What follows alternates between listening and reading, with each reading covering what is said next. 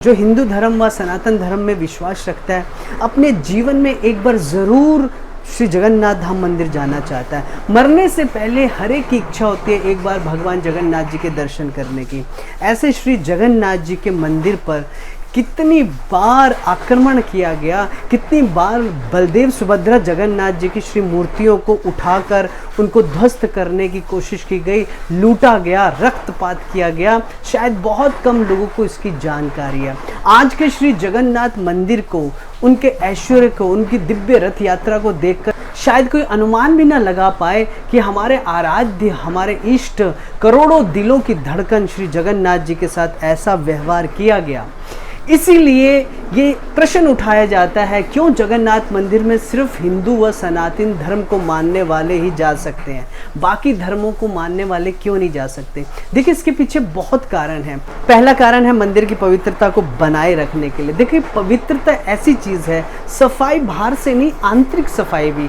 अगर आप कहीं पे गए हैं और वहाँ का माहौल आपको इतना खराब लगे, इतना अपवित्र लगे, तो आप वहाँ पे पूजा पाठ कैसे कर सकते हैं? आप भगवान पे मन कैसे लगा सकते हैं? व्यक्ति अपना घर छोड़ के मंदिर में क्यों आता है? क्योंकि मंदिर की पवित्रता ही उसे आकर्षित करती है। हिंदू धर्म में, सनातन धर्म में, चाहे वो ब्राह्मण हो, वैश्य हो, शूद्र हो या क्षत्रिय हो, किसी भी वर्ण में जन्मा हो, एक आदत उसके रक्त में, उसके खून में होती है जन्मजात, कि चाहे उसका घर थोड़ा सा गंदा ज़रूर हो, गरीब हो, व्यक्ति ज़्यादा चीज़ें, सहूलतें इकट्ठी ना कर पाए, पर जहाँ पे उसका मंदिर होता है उस मंदिर की पवित्रता को बना के रखता हो, अपने घर का मंदिर साफ रखता है, अपने घर के मंदिर को अपने घर की सबसे ज़रूरी वस्तु समझता है। इसी प्रकार जगन्नाथ धाम को भी सनातनी व्यक्ति अपने हृदय का धन समझता है, अपने घर जैसा ही समझता है। आप उड़ीसा में जाएं तो उड़ीसा में आपको हर घर के राजा, यानी हर घर के मुखिया, उनके अपने फैमिली मेंबर्स नहीं दिखेंगे, कोई बुजुर्ग नहीं दिखेगा। हर घर का मुखिया आपको जगन्नाथ ही दिखेंगे। यहाँ तक कि जगन्नाथ जी को तो उड़ीसा का, उत्कल देश का राजा भी बोला गया है। और दूसरा कारण ये कि देखिए, जो जगन्नाथ जी का प्रसाद बनाने का तरीका अगर आप सुनेंगे तो आप हैरान हो जाएंगे, किसी चमत्कार से कम नहीं है। एक घड़े के ऊपर दूसरा, तीसरा, चौथा, पांचवा, छठवां, सातवां, ऐसे कई घड़े एक के ऊपर एक, नीचे अग्नि जल रही है और सारे घड़ों में जो जो रखा है वो प्रॉपर पकेगा। स्वाद की कोई कमी नहीं रहेगी, ना नमक की, ना हल्दी की, ना तेल की। ऐसा जबकि नहीं होता। आंच जब नीचे लगती है तो पहले नीचे वाला ही बनेगा और ऊपर वालों पे संशय रहता है पकेगा कि नहीं। पर जगन्नाथ जी की रसोई जाके देखें आप, उस रसोई से करोड़ों व्यक्तियों को भोजन कराया जाता है। प्रतिदिन कितने लोग जगन्नाथ जी का प्रसाद पाते हैं, इसका कोई भी लेखा जोखा नहीं है। उन जगन्नाथ जी का प्रसाद जो कई क्विंटलों में जगन्नाथ जी को भोग लगाया जाता है, पूर्ण रूपेण शाकाहारी होता है। बाकी चीजें छोड़ दे, प्यार लहसुन तक वर्जित होता है, स्पर्श हाथों से वर्जित होता है, लोभ दृष्टि से जगन्नाथ जी का प्रसाद देखना भी वर्जित होता है। यहाँ तक कि अगर किसी कुकुर या कुत्ते की दृष्टि पर जाए तो भी जगन्नाथ जी का प्रसाद भोग नहीं लगाया जाता, पुनः बनाया जाएगा। उस प्रसाद को समाधि देके पुनः बनाया जाएगा। इस प्रसाद की जो इतनी महिमा है, जो पूर्ण रूपेण शाकाहारी होता है, उस दिव्य मंदिर में, उस दिव्य स्थान में, उस पवित्र स्थान में ऐसा व्यक्ति चला जाए जो कि जानवरों को मार के खाता हो, और विशेष रूप, यहाँ पे मैं कहना चाहता हूँ, कई कहते होंगे हाँ भी हिंदू भी खाते हैं, पर विशेष रूपेण जो गौ भक्षक हो, जो गायें, जिसके बारे में भगवान कहते हैं नमो ब्रह्म देवाय गौ ब्राह्मण हिताय च, कि भगवान का अवतरण गाय और ब्राह्मण की, अपने भक्त की रक्षा के लिए होता है। तो उस गाय के प्रति जिसकी ऐसी दृष्टि हो, जिसने उसको भक्षण किया हो, जो भगवान की इतनी प्रिय है, जिसके अंदर कोटि देवी देवताओं का वास हो, भगवान का वास हो, भगवान की प्रिय हो, जो व्यक्ति उसको खा के वहाँ पे आ जाए, क्या जगन्नाथ जी प्रसन्न होंगे? अरे जिनके लिए वो आ रहा है, जिनकी प्रसन्नता वो चाहता है, उनकी इच्छा के विरुद्ध वो काम करके वहाँ पे आ जाए, क्या प्रसन्न होंगे? अरे हमें ही देख लो, अगर हम शाकाहारी हैं, हमारे सामने कोई नॉन वेजिटेरियन आ जाए, हमसे खाना नहीं खाया जाएगा। हम नहीं खा सकते जब तक या तो वो खाए, या पहले मैं खाऊं, या बाद में वो खाए। इसी प्रकार से जगन्नाथ मंदिर में श्री जगन्नाथ जी के प्रसाद की महिमा खंडित ना हो, उस महिमा को बनाए रखने के लिए, पवित्रता को बनाए रखने के लिए प्रसाद की ये नियम है। और तीसरा देखिए, जगन्नाथ मंदिर में कम से कम 17 से ज़्यादा बार आक्रमण किए गए विदेशी आक्रांताओं द्वारा, मुगलों द्वारा। और ऐसा आक्रमण नहीं, साधारण नहीं कि लूट के चले गए, पूरी इंटेंशन थी जगन्नाथ मंदिर को निस्ते नाबूद करने की, मिट्टी में मिलाने की, ख़त्म करने की, विग्रहों को जलाने की। लूटने तक तो बात ठीक थी, पर ऐसा किया गया। जगन्नाथ जी के प्रांगण को रक्त रंजित कर दिया गया, खून से भर दिया गया, इतना कत्लेआम किया गया जगन्नाथ मंदिर के प्रांगण में। बंगाल के इलियास शाह ने 1340 में पहला आक्रमण किया, उसके बाद तो आक्रमणों की लाइन लग गई। कितनी बार आक्रमण किया गया जगन्नाथ जी के मंदिर पर, और हर बार भक्तों ने बलदेव सुभद्रा जगन्नाथ जी के विग्रहों को स्थानांतरित किया, वहाँ से उठा के किसी गांव में ले गए, कभी किसी भक्त के घर छुपा दिया गया, यहाँ तक कहा गया कि द्वीपों में छिपा दिया गया, कुंजों में, वनों में छिपा दिया गया।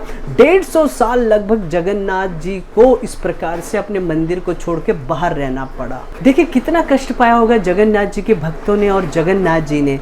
ऐसा भविष्य में दोबारा ना हो, इस प्रकार की घटना ना हो, इसी के लिए वहाँ पर जगन्नाथ मंदिर के बाहर 5 भाषाओं में स्पष्ट रूप से लिख दिया गया है, हिंदी में, इंग्लिश में, उर्दू में, उड़िया में और बंगाली में, कि यहाँ पर हिंदू सनातनी व्यक्ति का जाना ही अलाउ है, बाकी सब वर्जित हैं। बड़ा भेदभाव है भैया, यहाँ तो अमीरों को जाने दिया जाता है, पॉलिटिशियन को जाने, ऐसी बात नहीं है।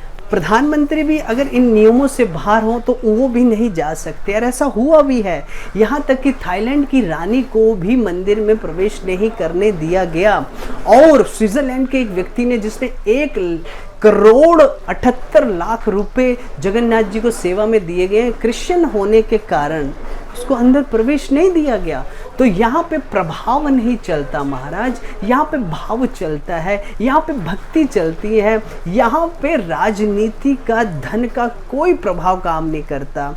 और एक व्यक्ति बोले मैं तो जाना चाहता हूँ अंदर, तो देखिए पहली बात, वो टूरिस्ट प्लेस नहीं है, वो घूमने की जगह नहीं है, वो श्रद्धा का विषय है। और दूसरी बात, क्या उसने कभी आर्मी वालों से जिद की है जहाँ पे आर्मी वालों का हाई सिक्योरिटी जोन हो, मैंने अंदर जाना है, मैंने अंदर देखना आप क्या कर रहे हो, मैं देखना चाहता हूँ, तो आर्मी वाले कभी अलाउ करेंगे नहीं उसको। Because when there is a question of national security, the desire to enter into that particular zone is totally rejected by them.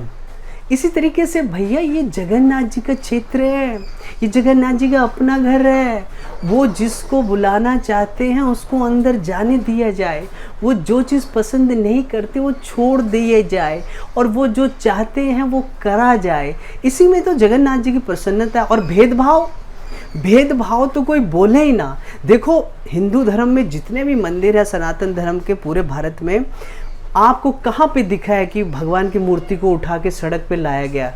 ऐसा नहीं होता। उनका प्रतिरूप ला सकते हैं, पर यहाँ पर जगन्नाथ जी कितने कृपालु हैं, वो किसी की ये बात सुनने को राजी नहीं है। क्योंकि वो बोले कि भैया अगर हम दूसरे धर्म में पैदा हुए हैं तो हमारा क्या कसूर है जगन्नाथ, मैं भी तो आपके दर्शन करना चाहता हूँ, ये मुझे अंदर नहीं जाने दे रहे। अगर मैं क्रिश्चियन हूँ, मैं मुस्लिम हूँ, क्या पता मेरी श्रद्धा हो आप में, मुझे अंदर जाने दे। तो जगन्नाथ जी क्या कहते हैं, जगन्नाथ जी का जो नियम है कितना स्ट्रिक्ट है, कितना प्रॉपर है, वो कहते हैं ठीक है, ऐसी बात करते हैं कि मेरे भक्तों की बात भी रह जाए और तुम्हारा दिल भी रह जाए, इनकी भी भक्ति रह जाए और तुम्हारी भी भक्ति रह जाए। और वर्ष में एक बार क्या करते हैं, बलदेव सुभद्रा सहित रथ पे आरूढ़ हो जाते हैं, और यथा रूढ़ो गच्छन पथि मिली तो भूदेव पट्टले, स्वयं रथ पे आ करके चलते हैं, और हजारों लाखों व्यक्ति उनके स्वागत में खड़े होते हैं। वहाँ पे फिर ये नहीं देखा जाता ये कौन सी जाति का है, कौन से वर्ण का है, बाहरले देश का है या भारत का है। उस समय सब कुछ छूट होती है, जगन्नाथ जी की आरती करे, जगन्नाथ जी को दर्शन करे। यहाँ तक कि अगर आप शास्त्रों में पढ़ोगे ना, आप हैरान हो जाओगे। जगन्नाथ मंदिर का ऐसा नियम भी है कि कोई भी बाहर का व्यक्ति ना तो कुछ बना सकता है अंदर जाके, ना खिला सकता है, ना भोग लगा सकता है, स्पर्श भी नहीं कर सकता। पर जगन्नाथ जी रथ यात्रा के समय कितने कृपालु हो जाते हैं कि जगन्नाथ जी जब रथ पे विराजित होते हैं तो वैदिक नियम है कि जगन्नाथ जी को आप अपने घर से लाया हुआ कुछ बना के अगर ऊपर दोगे तो वो भोग भी लग जाएगा। बोलो जगन्नाथ भगवान की जय। उस समय जगन्नाथ जी सारे नियमों से परे हो जाते हैं। कोई ये जगन्नाथ जी पे आरोप लगा ही नहीं सकता कि भगवान आप तो बहुत भेदपूर्ण नीति करते हैं। जगन्नाथ जी कहते हैं अरे मैं तुम्हारे लिए तो बाहर आया हूँ, नहीं तो मुझे बाहर आने की क्या ज़रूरत है। मैं तो अपने घर के अंदर 56 भोग 36 व्यंजन खा ही रहा हूँ। मेरी तो ऐश्वर्यमयी सेवा हो ही रही है। हजारों दास दासियाँ मेरी सेवा में उपस्थित हैं ही हैं। मैं आया हूँ बाहर, रथ पे बैठा हूँ मात्र तुम्हारे लिए।